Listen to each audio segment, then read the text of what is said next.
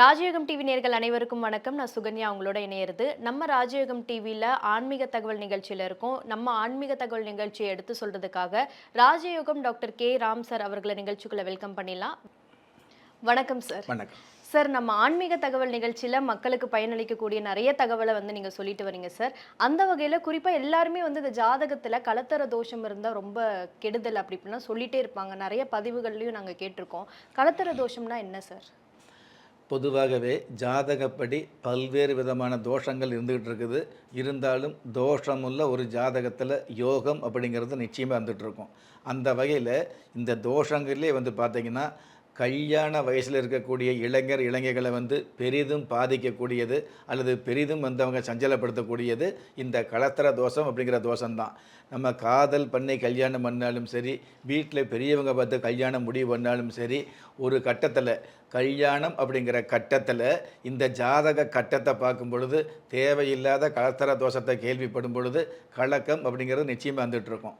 அந்த மாதிரியான கலத்தர தோஷம் அப்படிங்கிறது எதனால் சொல்லப்படுது அப்படின்னா, சாஸ்திர ரீதியாக ஒருவருடைய ஜாதகத்தில் குடும்பஸ்தானம் என்று சொல்லக்கூடிய 2ஆம் இடத்துல பாப கிரகம் இருந்தது அப்படின்னாலோ, அல்லது பூர்வ புண்ணிய புத்தரஸ்தானம் என்று சொல்லக்கூடிய 5ஆம் இடத்துல பாப கிரகம் இருந்தது அப்படின்னாலோ, அல்லது கலஸ்தர ஸ்தானம் என்று சொல்லக்கூடிய கங்கண ஸ்தானம் என்று சொல்லக்கூடிய கல்யாண ஸ்தானம் என்று சொல்லக்கூடிய 7ஆம் இடத்துல பாப கிரகம் இருந்தது அப்படின்னாலோ, அல்லது அயன ஜயன போக பாக்கிய விரயஸ்தானம் என்று சொல்லக்கூடிய 12ஆம் இடத்துல பாவகிரகம் வந்தது அப்படின்னா இந்த மாதிரியான கலஸ்தர தோஷம் அப்படிங்கிற விஷயத்தை சாஸ்திரம் சொல்லி வச்சுருக்குது. ஆனால் ஜாதகம் பார்க்குற நம்மள நிறைய பேர் சொல்கிறது இந்தந்த மாதிரியான பாவங்கள், அதாவது 2, 5, 7, 9 பாதிக்கப்பட்டிருந்துன்னு வைங்களே, அப்போ அந்த ஜாதகத்துக்கு கலஸ்தர தோஷம்னு சொல்கிறோமே தவிர்த்து அதே பாதிக்கப்பட்ட அந்த ஸ்தானங்களில் நான் திரும்பவும் சொல்கிறேன், 2, 5, 7, 12 இந்த ஸ்தானங்களில் பாவ கிரகம் இருந்தது அப்படின்னா கலஸ்தர தோஷம்தான். ஆனால் இந்தந்த ஸ்தானங்களில் பாவ கிரகம் இருக்கும் பொழுது கலஸ்தர தோஷம் இருக்கிறதாக எந்த சாஸ்திரம் சொல்லி வச்சுருக்குதோ அதே சாஸ்திரம்தான். இந்த ஸ்தானங்களுக்கு அதிபதி இருப்பாங்க இல்லையா, இப்போ 2ஆம் இடம் அப்படிங்கிறதுல இடத்துல பாவ கிரகம் இருக்கும் பொழுது கலஸ்தர தோஷம். ஆனால் அந்த 2ஆம் இடத்துக்கு அதிபதி இருப்பார் இல்லையா, அந்த 2ஆம் இடத்துக்கு அதிபதி சுபபலம் பெற்றிருந்து யோக பலம் வந்தது அப்படின்னா அந்த கலஸ்தர தோஷம் பாதிக்கிறது இல்லை அப்படிங்கிற விஷயத்த நம்ம நிறைய பேர் சொல்கிறோம். அந்த கலஸ்தர தோஷம் பாதிக்கிறது இல்லை அப்படிங்கிறத நம்ம நிறைய பேர் சொல்கிறதில்லை அப்படிங்கிறத உண்மை.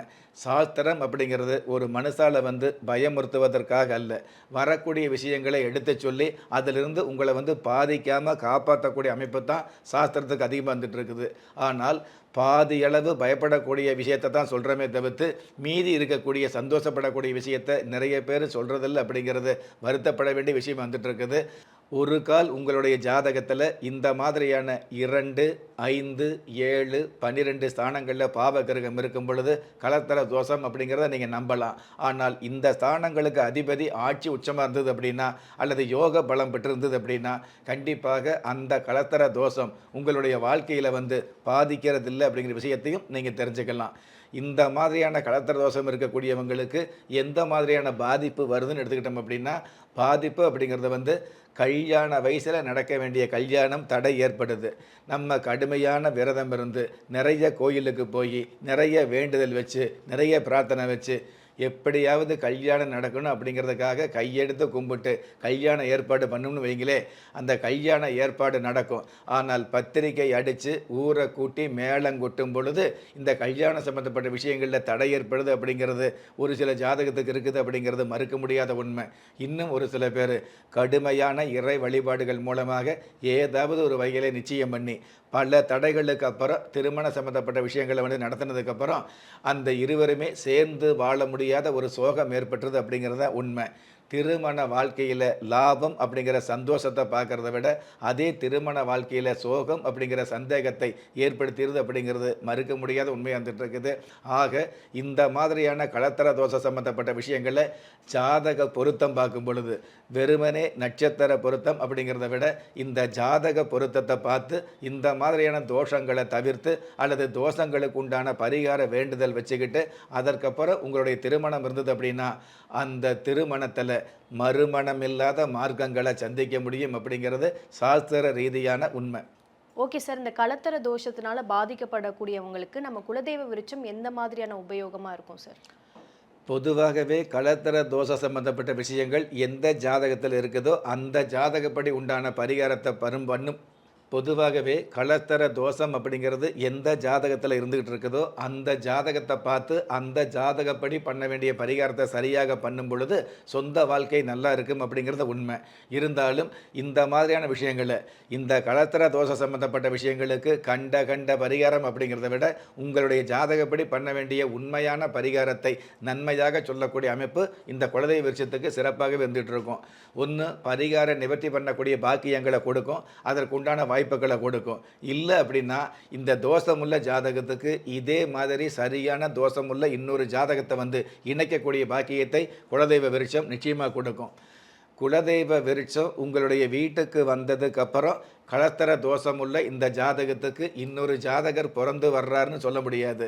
ஆனால் குலதெய்வ விருட்சம் உங்களுடைய வீட்டுக்கு வந்ததுக்கப்புறம் இதே கலத்தர தோஷமுள்ள இந்த ஜாதகிக்கு ஏற்கனவே பிறந்திருப்பார் இல்லையா, அதாவது இதே கலத்தர தோஷமுள்ள இன்னொரு ஜாதகர் பிறந்திருப்பார் இல்லையா, இந்த ஜாதகிக்குன்னு பிறந்த அந்த வரனை சரியான வகையில் அமைக்கக்கூடிய பாக்கியம் நிச்சயமாக குலதெய்வ விருட்சத்துக்கு இருக்குது அப்படிங்கிறது உண்மை.